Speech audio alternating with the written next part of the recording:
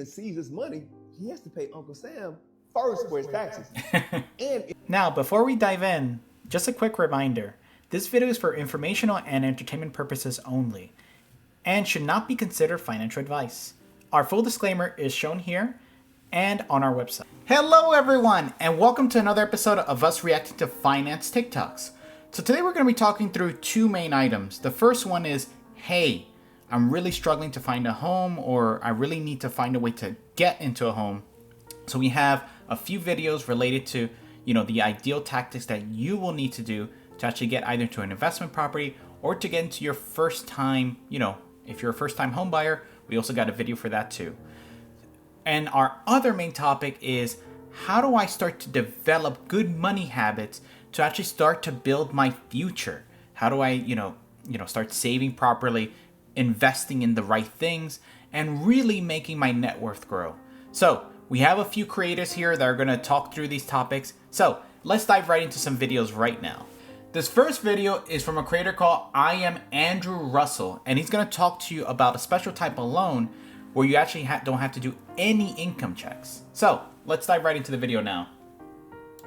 Good to talk to you on my tax return. The W-2 is literally my life story just to buy an investment property. Bro, sounds like you're talking to the wrong lenders. You ever hear of a DSCR loan? No, I haven't. What's the catch with that? There is no catch. A DSCR loan is made for investors. They don't check your income. It's just purely based on the property's cash flow. So my personal debt-to-income ratio, that doesn't matter? Exactly. There's no W-2s, no tax returns, no pay stubs, no job history. The rent just has to cover the mortgage and you're good. All right, walk me through that. How do they decide if I qualify? All right, sure. It's all about the debt service coverage ratio, or DSCR in the hood. That's what we call it for short. So with a DSCR mortgage, let's take, for instance, a $1 million sale price. Let's take 20% down. Is that doable for you? Yeah, I can do that. So that's an $800,000 mortgage. Let's say that's going to be about $5,600 a month, roughly, at a 7% rate and a 7.5% APR. Let's say tax and insurance are going to be another $800 a month. So that's going to be $6,400 a month. So say, for instance, this was a 3-family house, and each of the units gets $2,500 a month in rent. So times 3, that's $7,500 a month. So that's all they're going off of. So the fact that this property gets $7,500 a month in rent, but the mortgage is only $6,400, they're looking for a 1-to-1. What does a 1-to-1 mean? That all of the rent in total is going to be at least that or greater. So obviously $7,500 a month is greater than $6,400. So just like that, you'd qualify. As long as the numbers work out right, like you just showed me, I don't need to show any personal income? Exactly. The property qualifies on its own. Wow, that's sick. What are the next steps? How do I do this? It's actually really easy. Comment DSCR below or click the link in my bio and I'll walk you through your first deal. Why does every...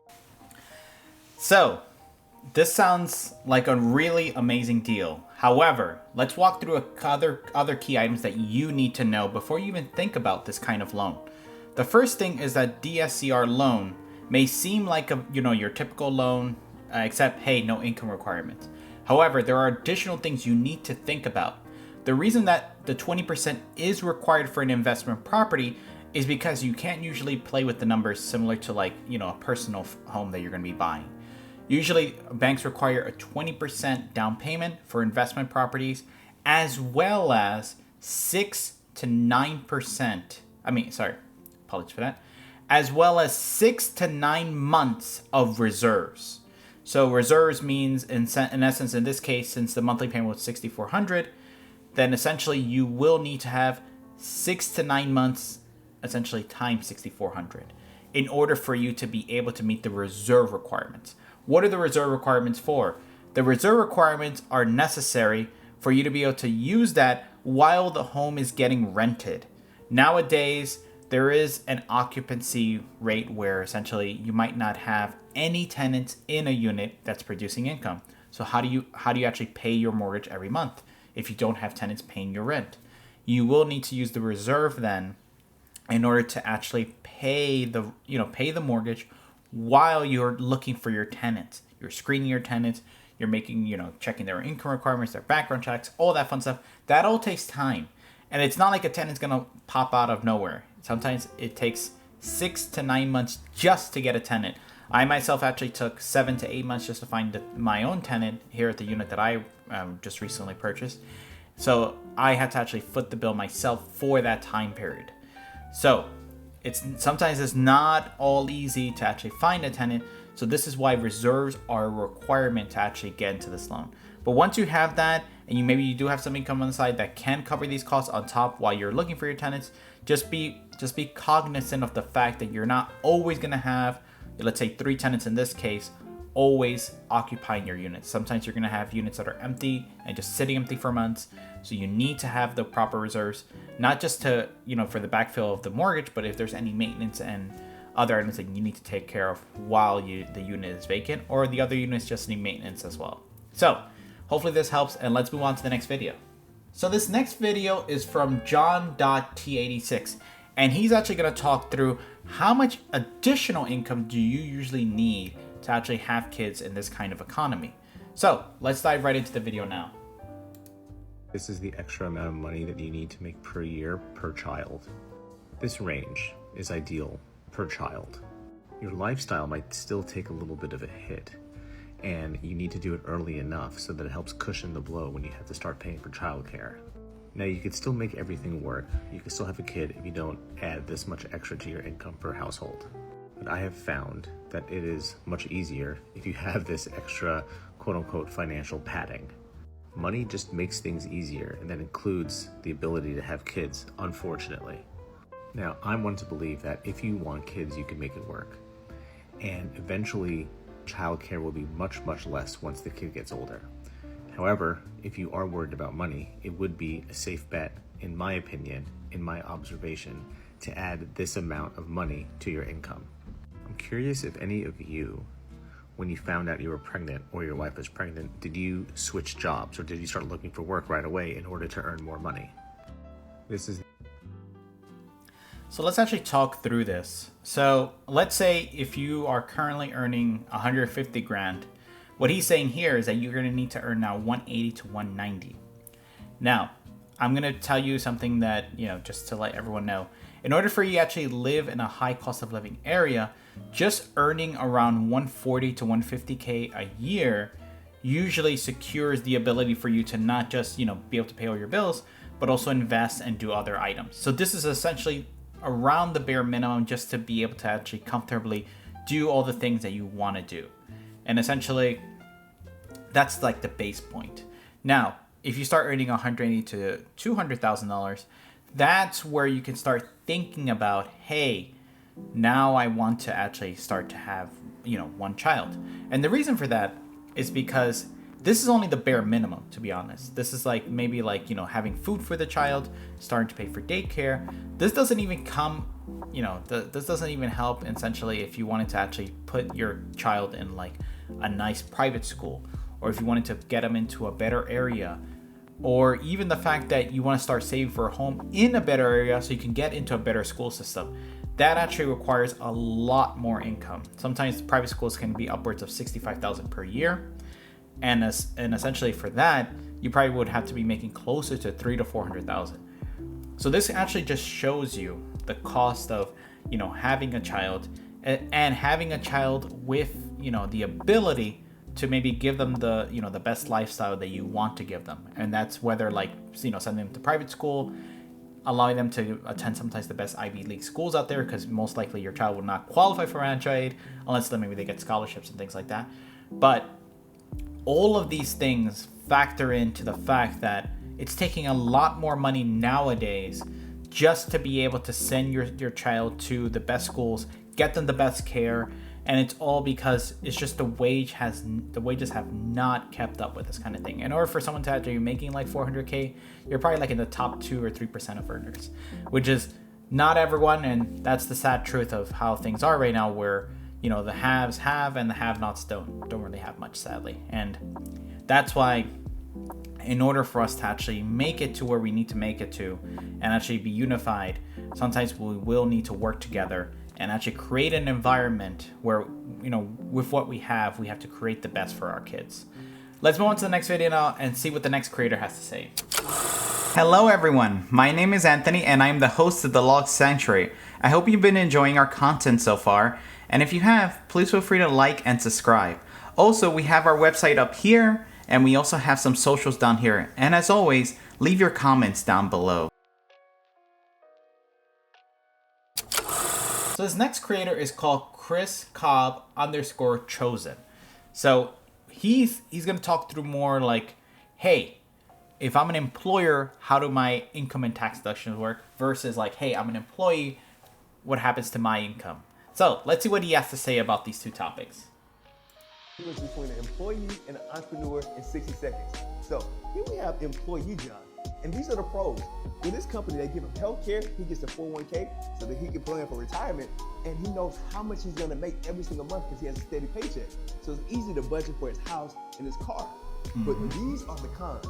John's making $5,000, but before he even sees his money, he has to pay Uncle Sam first for his taxes. And if he wants to make more money, he has to go to his boss and beg for a raise, or he may have to leave his job. Now, here we have entrepreneur John, and he's making the same $5,000, but he gets to keep more of his money because he can write off his house, he can write off his car, and the beautiful thing about entrepreneurship, there's no limit to how much money you can make. It's unlimited. But the disadvantage with John is that this is more risky because even though he gets to keep more of his money, some months he might not even make any money. And not only that, he's in charge. So now let's talk through both situations. The first is an employee. So an employee supposedly has security. And security up to the point of, hey, like if the company needs you, they're most likely not going to fire you. But let's stay real. In this day and age, it's very easy for an employer to let you go. So security is not like it used to be. But let's assume that yes, you have some form of security. You're indispensable to the company and you're able to make a livable wage. So essentially maybe you're making hopefully $100,000 to $200,000 a year. So you're making a livable wage where you can be comfortable. Now, what's the cons of this now? You may be making gross $100,000 to $200,000, but that does not mean that's your take-home pay. Your take-home pay will be more like $50,000, $60,000 if you're making the $100,000, and you're making the $200,000. Maybe your take-home pay is more close to like $120,000, $130,000. Now, once you actually get this money in your hand, then that's where things even, you still have to pay other things. So you have $120,000 now, but now you got to pay your rent. You got to pay for your food. You got to pay, let's say, even when you're shopping, you have to pay sales tax.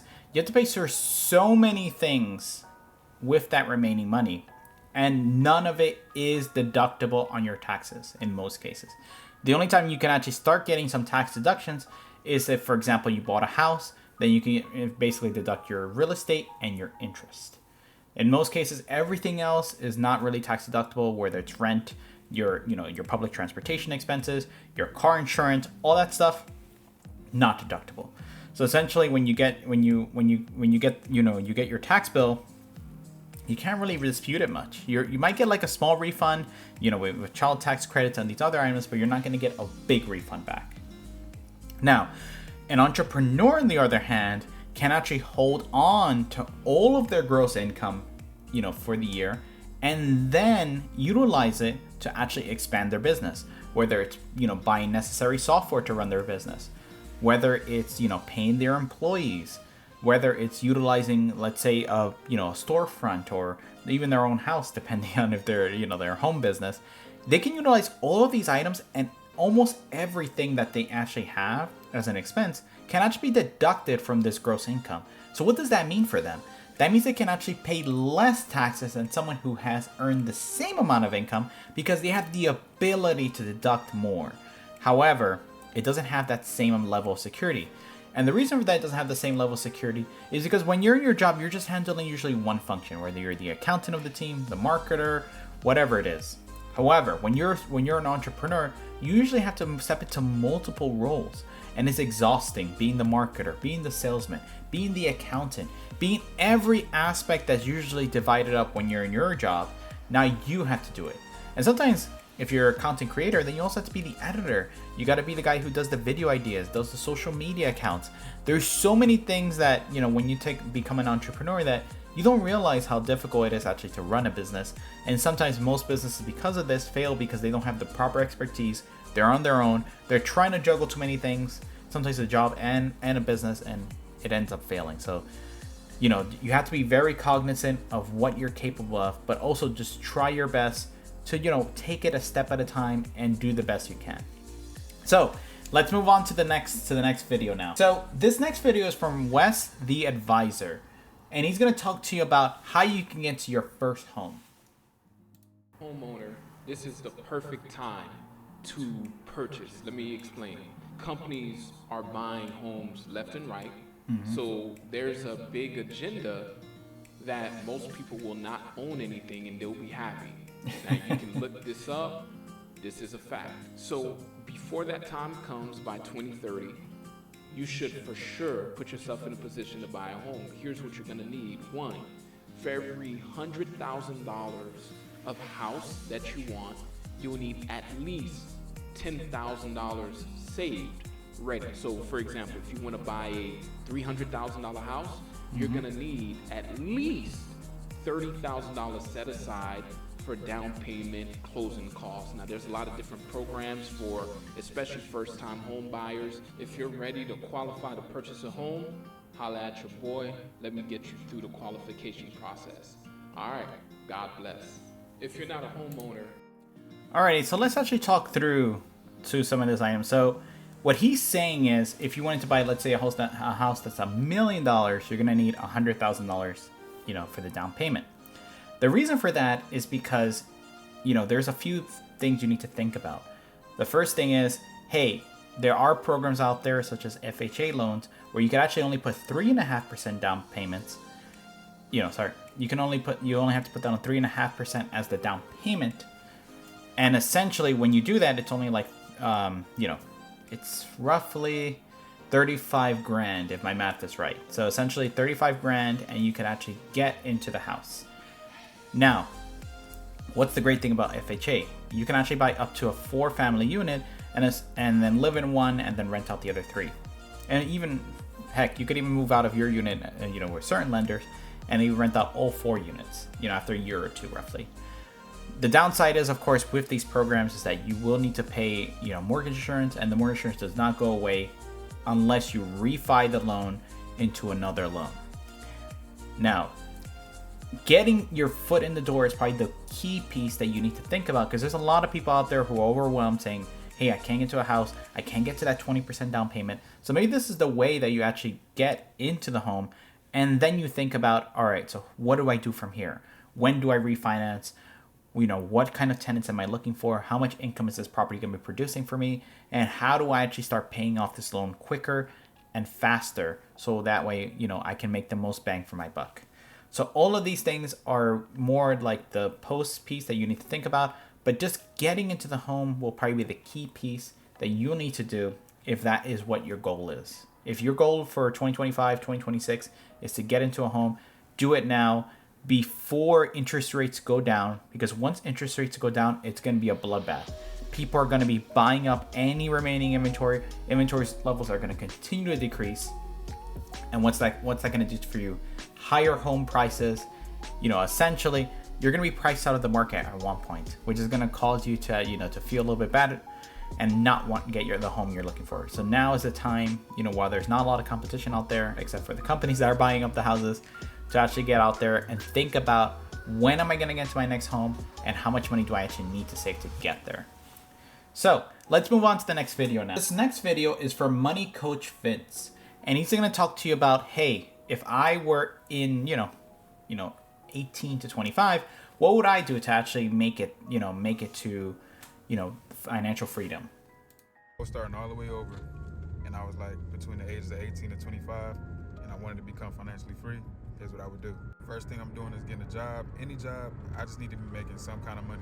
Number 2, if possible, I'm living with my parents for as long as possible. But I'm not mooching off them or living for free. I'm gonna take the money from my job to help them pay a bill or something. Then once I'm settled, So let's talk through these first 2 quickly. So the first thing is, instead of going to college, he's saying, you know, he would start making money. A lot of people do that strategy, where, for example, they'll get into real estate, you know, to become a realtor.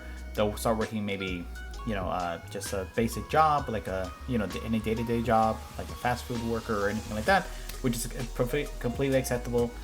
And then while you're doing that, if low income, you can also minimize your expense by living with your parents and then only paying for like maybe a part of the rent, some utilities, something to help them out, maybe some groceries.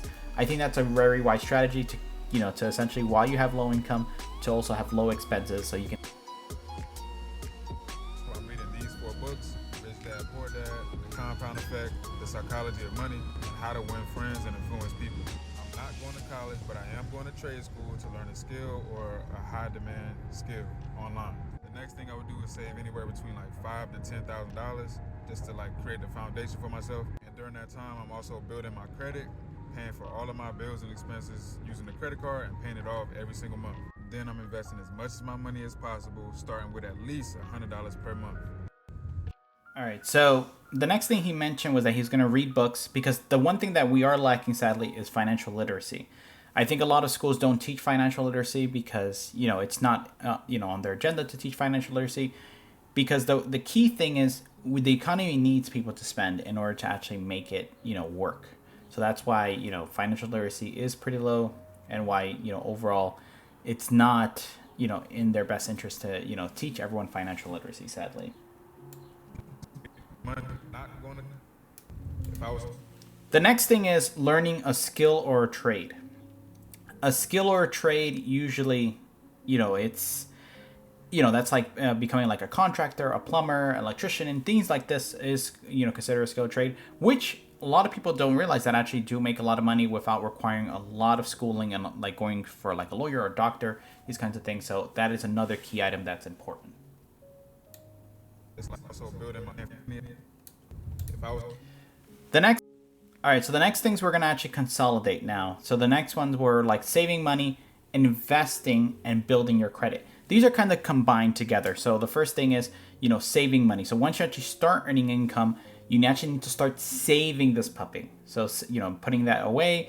But it doesn't mean you have to just save it to a high yield savings account, for example. You can actually start saving it and putting it towards your investments. That's either, putting it into the stock market, putting it into a real estate investment trust, whatever you're looking for, just try to invest it and try to build it. Even putting into like a, CD, like a certificate of deposit, which is where you freeze your money. Even doing that to start building the habit of doing something with your money may actually help motivate you. The next thing is, as you start to build your credit and start establishing credit, using your credit card for necessary expenses. So be very careful. Necessary expenses such as like your utilities and whatever you can pay with your credit card. That's what you need to use your credit card for. Not for extravagant purchases. Sorry. Not for extravagant purchases. That's not what your credit card is for. Your credit card is for necessary and daily expenses. You use it only for the amount that you can pay off every month. So you pay it off every month, you build your credit, and that's what's going to be key to your success for when you start investing. This is going to be key for when you start investing and doing the things that you need to do with your money. So what are some things that I personally would have done? So I agree with him completely. Living with your parents is key. But the thing is, your investment strategy doesn't have to be very unilateral. So depending on like what you're thinking about, whether it's real estate or a stock market, you really need to think about, hey, if I want to invest in real estate, I gotta start, saving for my down payment. So keeping your funds as liquid as possible. That's what I would do. Putting in like a high yield savings account or certificate of deposit. That's what I would be doing until I got to my down payment. Because the thing about the housing market is timing is everything. If you found a great property, you need to literally start getting your pre-approval. You need to have the funds for your down payment. You need to give your earnest money deposit. All of these things are very quick. You got to get that in there quickly. If not, then you might lose the house. And that's how the housing market is. Even in this crazy economy, there are still people out there who are still investing. It's not as much as it used to be, but there are still a lot of people out there who are investing.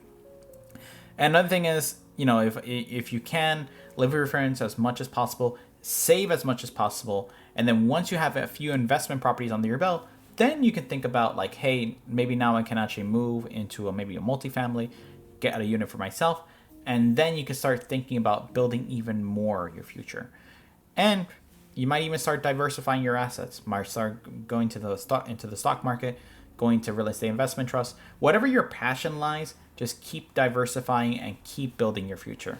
Alrighty, so that's gonna be our Reacting to TikToks episode 14. I hope everyone out there has a blessed day, and adios, everyone. Keep doing what you're doing. You're doing an amazing job, and I'm wishing everyone out there all the best. All right, until next time, adios.